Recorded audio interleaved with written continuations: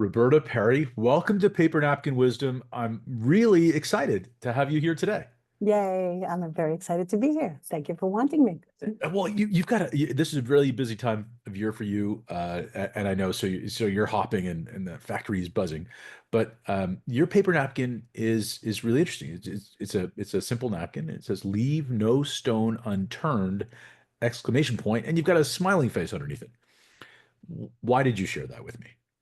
So for me, it's a story that I say it all the time. Everyone's like, oh, and I'm like, no, that's not why I'm saying it. So my late sister, who was my best friend and started this business with me, it's going on 8 years. She passed in February of 17. And it's amazing how like just everything pivoted. But what had happened before was, as we were building the business, as we were doing things, you always have little things and okay, your style and that style. And so of course we had snippets and little conversations and but we fixed them right away. Like we knew right, okay, there's something, we need to discuss it, we need to get rid of it. She needed time for certain things, going on in her life. It was like, okay, how can we pivot and shift? And so there was just nothing that we didn't tell each other. I mean, in that sense, we were lucky. We were sisters, we were best friends. But to have that in business, which I don't know if everybody can work with their sibling, it, sort of opened the door to nothing was going unsaid, whether it was good, bad, or indifferent. And so when she passed, I've said this 1,000 times, I'll say it 1,000 more. There's not a minute of every day that I don't wish she was here and miss her all the time. But it's almost hard to describe. I say I have a very unique relationship with death. It's because she knew exactly how I felt. And I knew exactly how she felt about each other, about our relationship, about the, familial connection, the business connection, the friendship connection, the children connection. There, it at least gives you some kind of peace of mind. You can't bring them back. So I speak about her as if she's like literally like right next to me. You can't see her, but she's right there. But more importantly, it's just there's no regrets. And I think the Oh, number one thing that they always say, lie on your deathbed, it's what you didn't do, what you didn't say.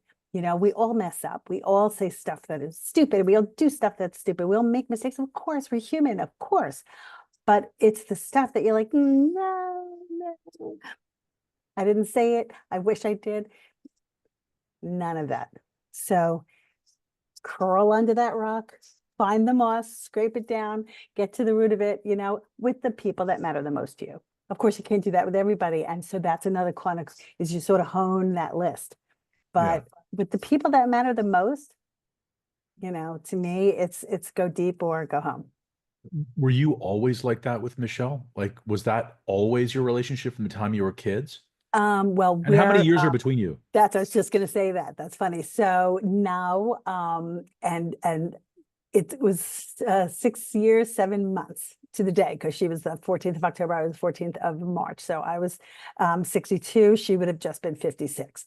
So for years, it was, she was the baby and she was this. Then she had had some autoimmune issues when she was younger and she got all the attention. So then I was like, what's going on?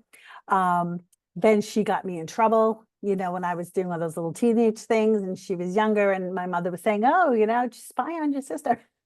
So no, there was definitely that pocket where, and then I have a brother who's 3 years older. So we were, kind of raised together early on. And so it was a different kind of relationship. But when she got married pretty early and she moved to Florida for a little bit. And it was like, oh, I miss you. It was all of a sudden everything shifted. And, I went down there a couple of times.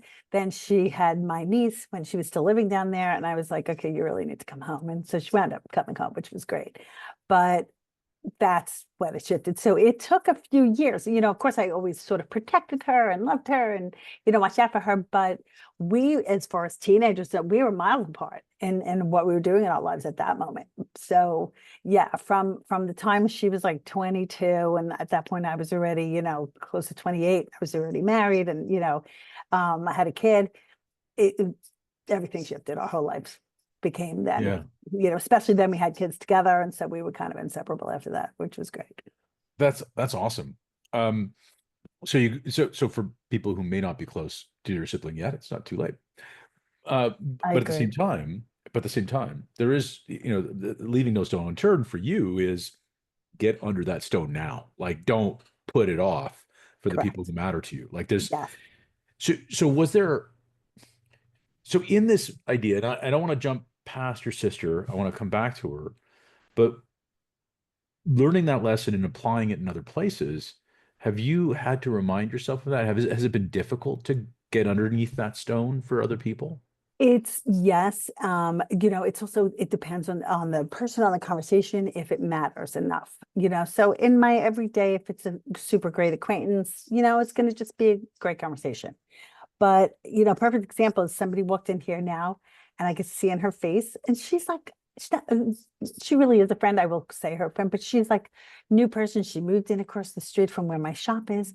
She just, you could see it in her face, and I'm like, you need a hug, don't you? And she not only like held me and cried, but then went in the back and told me everything. And I was just like, and so we peeling back the layers.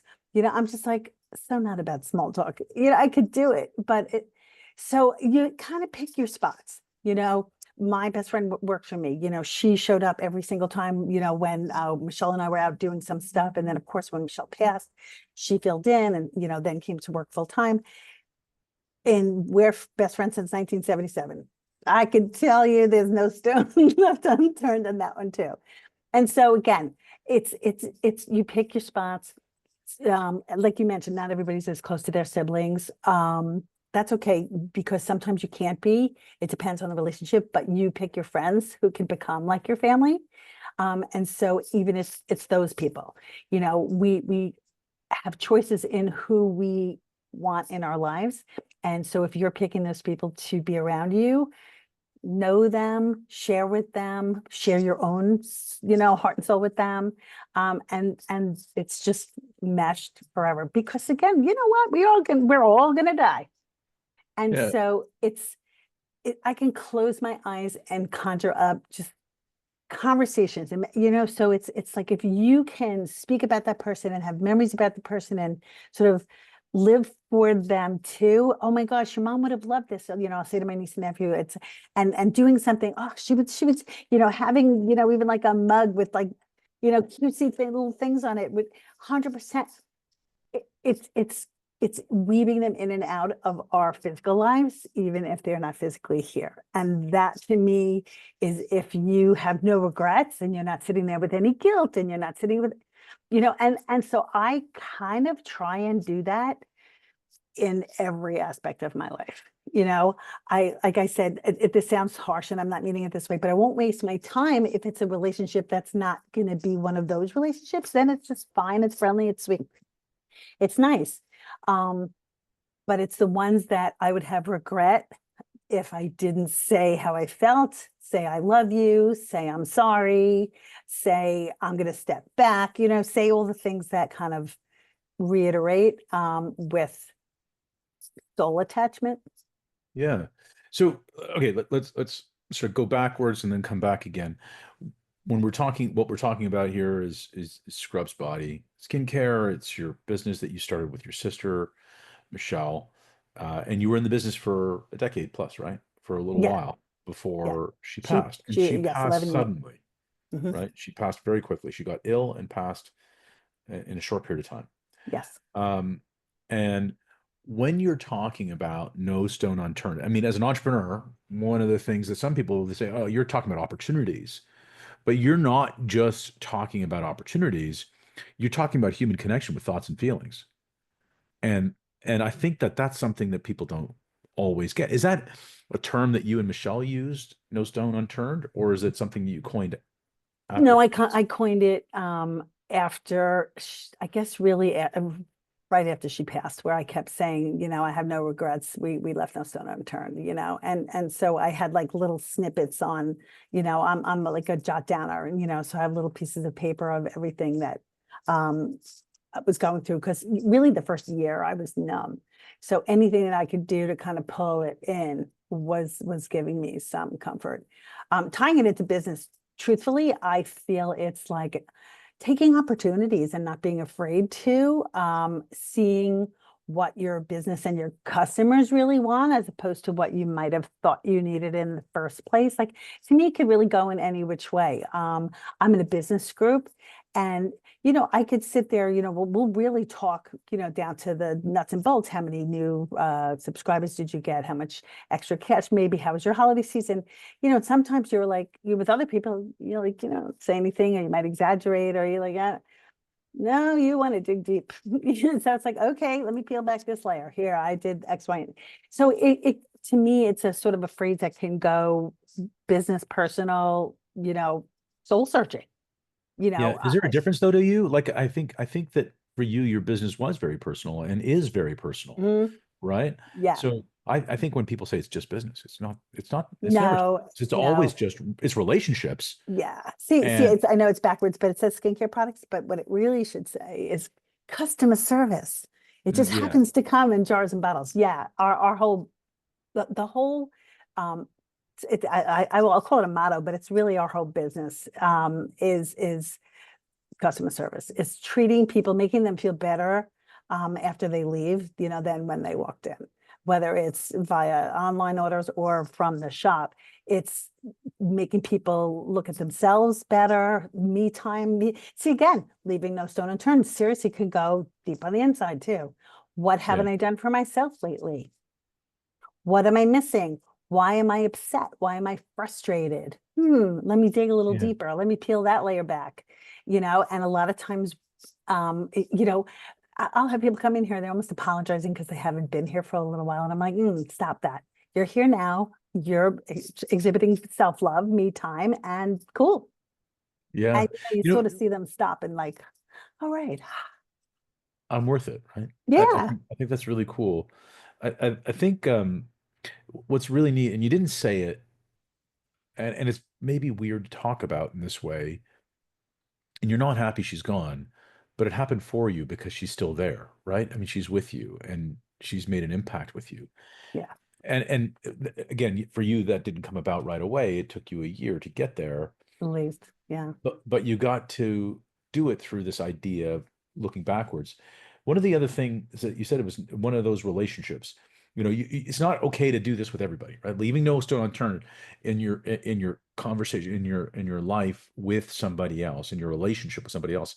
You're not talking about do this with every single person you No, meet all the time. you So my can't. question was, how do you discern, Roberta, between the people that you do that with and the ones you don't? How do you know that you've got a soul connection? Well, I sort of see it as my circle is, my husband or whoever your significant other might be, my children, my grandkids, my best friends. And then I'm blessed and lucky enough to have seriously hundreds of acquaintances and friends that I've made through the business, through my life, through, just reacquainting with people. But it's never going to be that same core. Even people like that we'll socialize with because we have mutual friends. So I might be out for dinner with 8 people, but really only, two of them are super close to me, and that kind of thing. I'm still going to be, enjoy every minute of that I'm going to be with these other people, and I would still consider them my friends. But it's sort of it's like a galaxy. It's they're in the outer galaxy. It's the inner galaxy. To me, it's the inner ones, the ones the ones that will really care when I'm gone, the ones that I can call at 3 o'clock in the morning. Those are the ones. Yeah. So so the people in the hundreds is not what you're talking about. It's the people No, you closer than you. can't. You Yeah. you don't have that capacity, because you need to put a lot of that attention in on yourself also. I think the number one person in that whole universe, honestly, and I don't think it's selfish, I think it's selfless, has to be yourself, Yeah. because I think we're better for knowing who we are, what our needs are, what direction we want to go in. what just how we're feeling in general. Um, because then, if you're sort of happy with yourself, everything else you're sort of exuding to everyone else. When you think, oh, why did I just do that for that person? And I just, well, and then every time you feel guilty for taking, oh, no. So here's you, and then it's that small circle of people that surround you. I think those are the people that you can just peel back all the layers with, share yourself with, have them share themselves with. No, just I guess it's the key is that they'll know you'll always be there for them and vice versa. Yeah. That's as much a part of the story, I think. Where does that come from for you with that? Like, let's give you the example of the woman who you said who came into your store just a little while ago, right? You connected with her. Where did that curiosity for her come from? Like, how do you prepare yourself? Sometimes I think it's just um a gut sixth sense. That it happened with her. I can think of, if 100 customers walk in and they're all amazing and I'm grateful for each and every one of them, but only four are going to become my friends. Mhm. It's sort of, you see it. I don't know. It's a comment, it's a smirk, it's a energy aura. I remember one of my dearest friends, her kid was in my child's nursery school. I mean, this is 25 years ago. And it was the first day of class. And I said, my kid's birthday party is in 3 days. And sorry for the late notice, but I'd like to invite your daughter because we're going to be friends. Mhm. Within an hour of meeting her, I said that to her.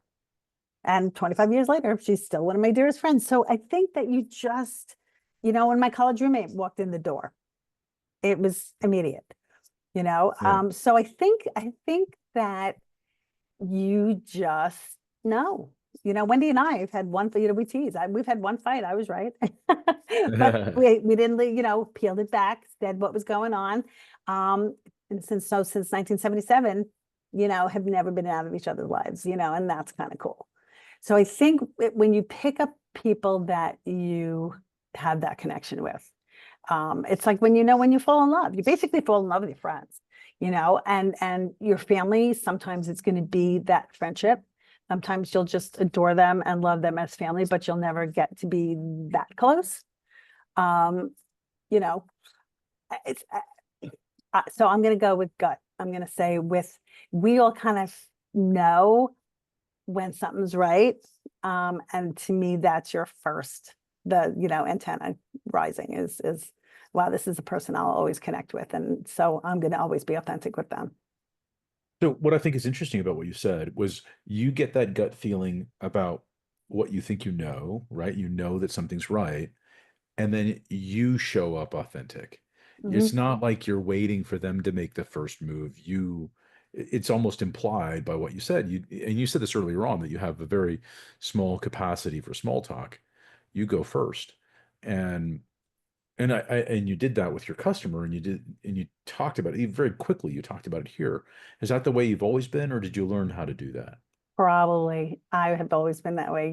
Years ago, I think they said that I just, never stopped talking and, had a big mouth.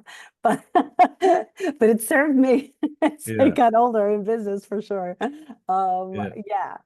But because I love people, I, Yeah. I really do. And I think that it shows. But I'll always be nice to people, but I'm not always gonna share my soul with everybody kind of thing. And that's really, I think, what it boils down to. Because I think we're so much more than just the physical being here. I think our essence, the fact that I genuinely sense my sister, sort of ask a question or I'll say something sort of to the universe, like I could really use something, a sign today. And literally the next customer walks in, her name is Michelle. I mean, like stuff like that happens always. So I Yeah. kind of just believe in that sort of energy. So yeah, I think it's all swirling around us. And I think some of that, as soon as you collide, um, you know, that person was sort of meant to be one of your That's people. amazing. And you have a lot of roles, right? And you inherited some extra ones when Michelle passed Yes, in the business and outside of the business in the family, right? yes. Um, so I can imagine that you have a lot of conflicting priorities and things that are pulling you a lot of different ways. Are you intentional about getting in the right space mentally and energetically before coming into work? How do you do that? Yes. Um, I basically, I'm going to give a shout out to my original business mentor, Donna Maria of Indie Business Network, because she always said, build a business around your lifestyle. And so when I started this, it was 5 years even out of my house. And we were putting in, I was putting in the 14-hour days and the kind of craziness, but it was right there. And so it was a little easier. When I got a shop, it would have been very easy to go to that 9 to 9 retail, crazy, 6 days or 7 days a week. But what we did instead is sort of gear it towards our lifestyle, gear it towards the sort of the community, because it's more of a restaurant kind of bar town, the main street that I'm on. There's shopping, but it's more of that. And so people stop shopping at 5, 6 o'clock because that's when they're going out to the restaurants. And so we're like, well, what are we staying open late for? And so, I'll roll in at 11:30, 12 because Wendy will open on those days. And, I'm then closing and so I'll have one day. And so I can like this morning, I, had to do a bunch of errands and I had a drum lesson and, a bird crapped all over my car. So I went to go get my car wash. And so it was amazing. So at 20 after 12, I walked in, she's like, okay, we had this customer and that customer, and I did this, this, and this. I'm like, amazing, sat down, did a few things. So, and then she'll check out and I'll be here for a couple hours by myself, and about to stay late, I'll stay late, so it's so flexible that I'm able, if I'm traveling, she'll cover my hours. If she's taking her time off and doing a trip, I'll cover her hours. It's so conducive to a lifestyle around a business that I absolutely adore. So juggling, my elderly mom, she comes here, she'll like put stickers on bags. So we put her to work, so that's kind of fun. So I've managed to incorporate my personal life around I should say, I managed to put my business around my personal life. Yeah, yeah, yeah, yeah. And they work in harmony, which means that I can just do this until we don't want to do this anymore, and it's Yeah. just, I teasingly say to my husband, well, as long as you're working from home, I'll have a store, bye, see ya. Yeah. So like leaving no stone unturned for you is also meant think differently about your business so that it can complement your life in a way that's 100%. unique. Now, you've also done this. You're very creative in the way you market your business. You even have something different around how you approach Black Friday. We were talking about that. You Hmm. don't do it the way everybody else does it, right? No, no. So I mean, we'll on Black Friday and Small Business Saturday, we'll do, like a gift with purchase. So we'll do something, we'll celebrate that it is. But the Friday before, we actually do I like a customer loyalty sale, buy one, get one free. And it just gives everyone an opportunity when they're not running around. It's the week before Thanksgiving, so they've just barely even started their shopping, so everything is just calmer. And we've done it this way now for like 7 years, and it just keeps growing. And it's really, like I said, it's like a loyalty sale. We advertise it a little bit, but it's mostly just through our customer emails to let them know what's going on and remind them, to take advantage of it. And it- it's absolutely it's the greatest day of the year. Yeah. But it's because you see the excitement of people, and we're so humbled by, I mean, I have customers, I'm doing it 18 years. And a lot of them I had met when I was demoing. We had started more as a wholesale thing. So like demoing at a Whole Foods. Oh yeah, I remember meeting you in New York City, blah, blah, blah, 12 years ago. Like the gratitude, so humble. And sometimes they'll only show up once a year. That's okay Yeah. because they'll order for the year. We don't care. It's the greatest thank you. It's a thank you from Yeah. them to them, and a big you're welcome. So Yeah, and yeah, it's also so consistent with the vibe of your product and your company that you're taking care of people, helping people yeah. chill out. You're giving them an easier Thank you for way, that. I appreciate that. right? Yeah. Like it's really, really cool. Yeah. Um, so tell me how you've been able to you say that your sister lives on in things and events. How does she live on in events? What does that mean to you? So Thank you for bringing that up because I would have hated to forget that. So one of her ideas, and this is one of my favorite Michelle stories, is that back in our first store, which was super teeny, it was half the size of this, maybe even smaller. We had this tiny little room where the massage therapist would work out of. And she's like, I think we should do parties, and she kept reminding me of stuff that we had done with our children when they were younger. And I was like, because at that point we were like more wholesale, just, and I was just like, I kept poo-pooing it and poo-pooing it. And so she was just insistent. And when I finally relented and I said, okay, we'll try it, she runs out to her car and she trots back in with her bags and she's got platters and stuff like all ready to party. I'm like, so she knew, of course, that she was going to wear me down, which was really funny. So it has gone through probably 3 different iterations because when we started, it was way too complicated, but it morphed into our make your own scrubs parties. And so people come and they decorate and they get pampered with hand scrub, and then they create their own signature scent of the scrub. And so every time we do so many parties, Girl Scouts, ladies' nights, you name it, we ship them out. We have like a make your own at home. Every single party. That's why I say she's living right here. I hear this voice going, told you. That's great. Every single party. And it's great. And so we do same thing. Like, I don't talk about her with morbidity. I talk about her with joy because, she was just so much fun to have around. And so when we're doing parties, and I'm saying, we wouldn't be doing this if it wasn't for her idea and her pushing my button quite Yeah. a bit. But they are one of the cornerstones of our business and one of the things that makes us unique also, which is kind of cool. So Yeah, we it's super love cool. hosting events here.